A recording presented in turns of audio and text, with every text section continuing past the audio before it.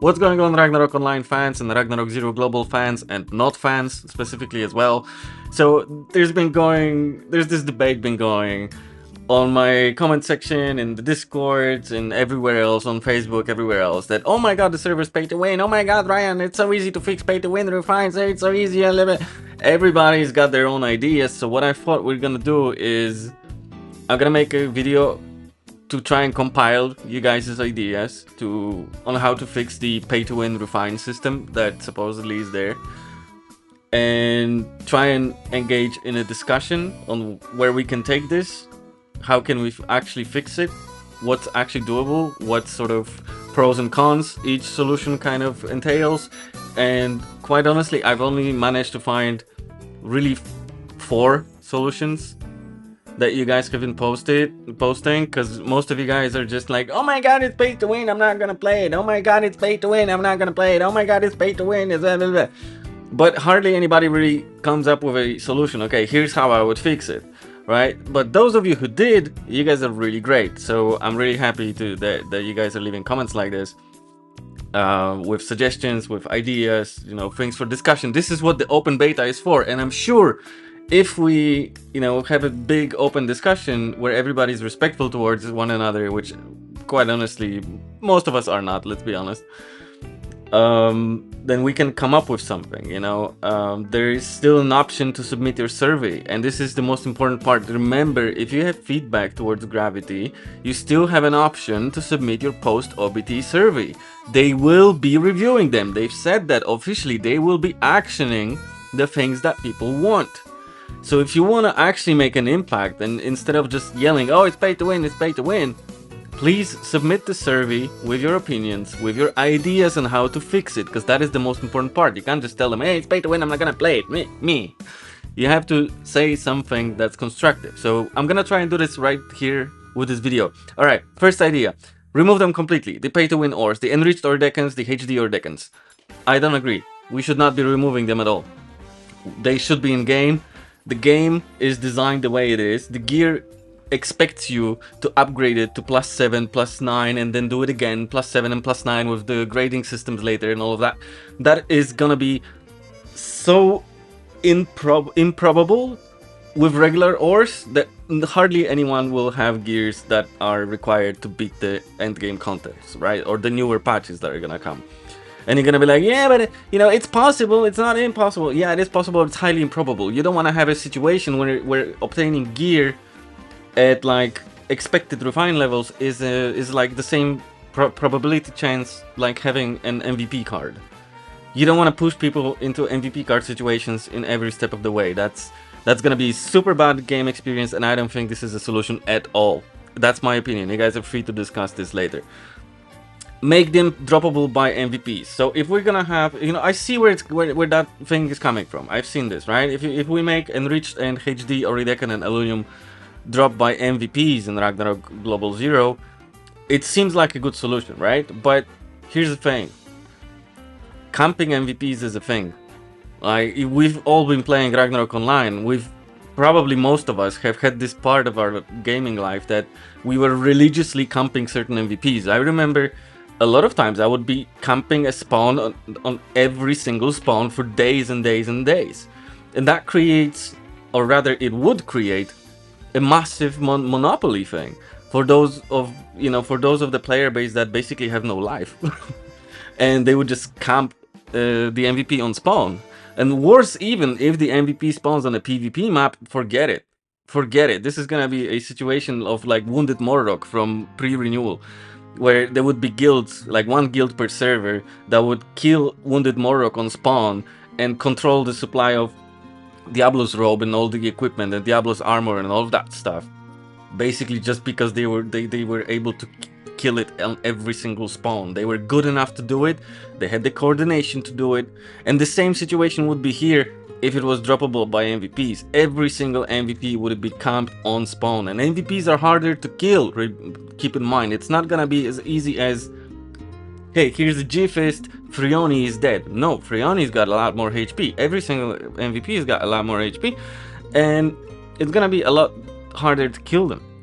At least this is what I'm hoping for, from what I gathered in the data. Yeah, so if we have them droppable by MVPs, it's gonna create a monopoly situation where people will be camping them. So if you're not a super tryhard player that spends hours and hours and days and whatever else just farming Zenny, you're not gonna be able to do that, to buy them. And by chance the guild decides, hey, you know what, there's too many people having +7 gear, we're gonna shut the supply down a little bit, and that you're not gonna be able to buy them, or the price skyrockets, suddenly doubles, right? So yeah, I don't think that's a great solution. Next solution, make them droppable from regular mobs. Even worse, I think. Dropping them from regular mobs would mean basically, why would the basic ores exist in that case? Just makes no sense, right? For the basic ores to exist, if we're gonna have the enriched ores drop by regular mobs. And the same thing can apply. You can have a botting situation, or somebody with like 100 accounts basically take over the entire map, farm it 24/7, create a monopoly for himself, control like 80% of the supply, and have the same situation, just with extra steps involved. So it's all just, it seems good when you have a basic level, or like a surface level of understanding of how economy works and of how people behave.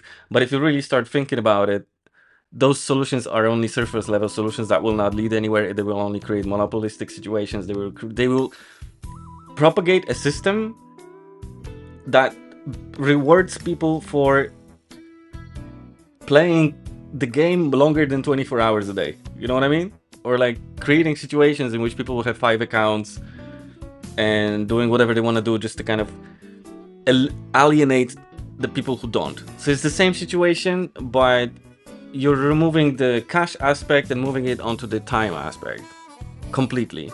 So it's not a great solution. We need to find a solution in between the cash situation and in between the time situation. I think this is gonna be the best idea. So hiding them behind the daily quests is something that I'm more inclined to believe it's gonna work, but only and only if these ores would be untradeable. Because if, again, we're coming back to the situation of somebody that has like 5, 6, 10 accounts, and he goes on and like makes daily quest here when in the morning, he's daily quest here, daily quest here, daily quest here. Suddenly he's got like 20 enriched Oridacans in one day, and it's basically the same thing. You're just kind of creating an overwhelming supply of those on the market, and just kind of crashes down the entire thing. I would rather see it be locked, account bound. If we have them behind daily quests, then sure, why not? You can have 5 accounts, you can upgrade your gear. It's all on you, how much time you put every day to the game. But I'm not a big fan of daily quests, but that's a different situation, that's a different discussion. Daily quests create a sort of hamster wheel behavior, that you kind of have those lists of tasks to do when you're logging in the game. And yeah, it's a whole different discussion. But I think out of all of those, I would prefer to hide them behind daily quests the most. Although, I wouldn't mind keeping them in the cash shop, honestly. They're not that crazy in my opinion. But if you guys have different opinions, like, it's fine. Remember to submit your surveys. And please remember to submit the surveys not in the same way you guys are submitting comments on Discord, and in the same way you guys submitting comments in my YouTube comment section, going like, it's all pay to win. Be constructive, provide actual suggestions on how to fix things, what exactly needs to be changed, why, and I'm sure they will take this into consideration, because they, Gravity said they will do that. So yeah, if you also have any other ideas, please let me know in the comment section. I'm very welcome to actually discuss them, but without the whole yelling at each other part. That's silly. Like, come on. Like, we're not 5 years old anymore, right? Yeah, so we don't have to do that. You can call me dumb in the comment section, sure, but I'm just not gonna respond. All right, that's it. I'll see you guys in the next one, hopefully in the launch as well. And I'm gonna reply to one last thing. I'm gonna say something to the people who were like, yeah, you're shilling for the game, you're bootlicking, blah blah. Bro, I wish I was shilling the game. Like, I wish I was getting paid for saying all of this. Trust me, I wish that I could just make money off of this. It's not happening. It is not the case. Trust me. I just love the game, and I'm sure everybody does. Everyone's so passionate about it because we've all been really attached to it. There's a lot of feelings behind it, and we love the game. everybody has their own ideas on it and opinions on it, but we all, you know, at the end of the day, love the game. And we kind of wanna see it prosper. So it is what it is. Yeah, very rough video today. I hope you enjoyed it. Leave in the comment section. Bye bye.